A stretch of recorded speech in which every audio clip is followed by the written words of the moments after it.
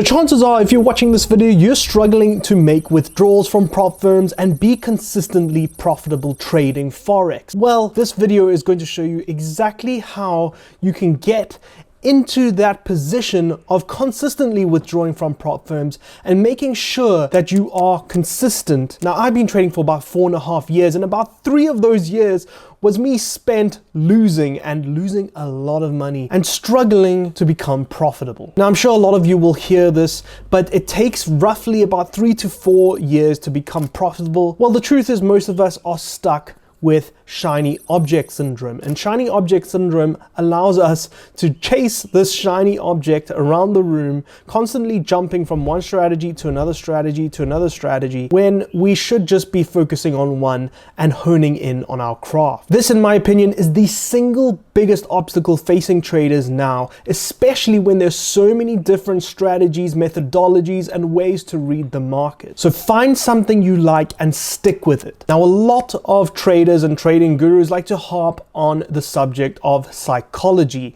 and it is important, but it is not the most important thing. Yes, I said it. It's not the most important thing, and here is why.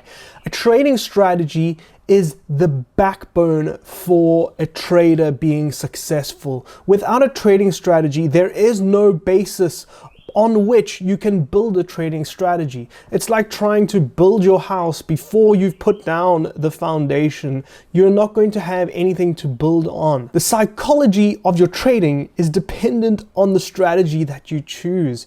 Now, different strategies will affect your psychology in different ways. And so how can we expect to fix our psychology when we don't even know the methodology that we are trying to trade? And so once you pick a strategy that appeals to you, whether it be ICT, smart money concepts, support and resistance, Fibonacci, or any one of those strategies, pick one, make sure you collect data on that strategy, and backtest until your eyes are bleeding. This is my advice to you.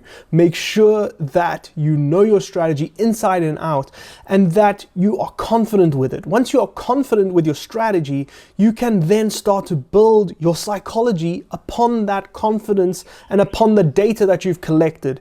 This you cannot do unless you've chosen the strategy and you have mastered it. You can master a strategy in practice, but then applying it is a whole different story. And that is where building on your psychology allows you to become an even better trader. So how do you find a strategy that works for you? Well, the simple way I go about it is with these 3 criteria. You need to find a strategy that works with your lifestyle, first of all. What hours are you working? Are you able to trade during London session? Are you able to trade during New York session? Do you want to trade higher time frames, or do you want to trade lower time frames? Do you have the time to be on the charts, basically, to watch these things? If you don't, you're going to want to opt for a higher time frame strategy where you have a larger time interval between candlesticks forming. The second thing you want to analyze is, what is your risk appetite? Do I want a high risk reward ratio where I risk, for example, $100 and then I gain $1,000? Or do you want to have a low risk reward ratio where I risk $100 and I gain maybe $200 per trade? Now, you would say, of course I would go for the $1,000 option. I make a lot more money, right? Wrong. Now, this is where the psychology aspect comes in, and you can tweak your strategy to help your psychology. And this is why your strategy is so important, because your strategy actually plays into how well you are able to work in terms of psychology with your mindset. Now, everybody's mindset is different, and so you know yourself better than anybody else. Anybody on YouTube can tell you, oh, this strategy works for me, but that doesn't necessarily mean it's going to work for you, because no 2 human beings are alike. And that is why you pick your strategy based around your psychology, okay, based on your risk appetite, which feeds right back into your psychology. And then obviously, like I said previously at the first point, your time availability and your lifestyle. And then the final thing that you want to consider is the community around the strategy that you are choosing to learn. For example, some communities can be quite toxic. There are certain communities that have come to light that have had, for example, multi-level marketing aspects to them, which isn't really that good. You want your community to be as trading centric as possible. That is one of the biggest keys you could take away from this video, is that if a guru or a course or a community is trying to market lifestyle more than the actual content of trading and actually helping people hone their craft of trading, then really they're trying to sell you a dream. They're not trying to sell you actual information or education. That's what you want at the end of the day, information and education. You don't want to get into this for a lifestyle.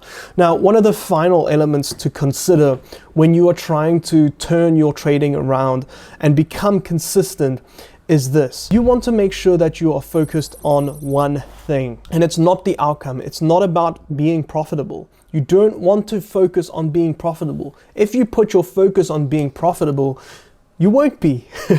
This is the thing. You need to put your focus on the task of trading. Now, let me explain. If you are focused on being profitable, you're focused on making money. If you're focused on making money, you are focused on the outcome of trading. You need to take every trade as a trade that is a part of hundreds of trades, okay? Because your data needs to play out over hundreds of trades. You're not banking on one trade making you rich.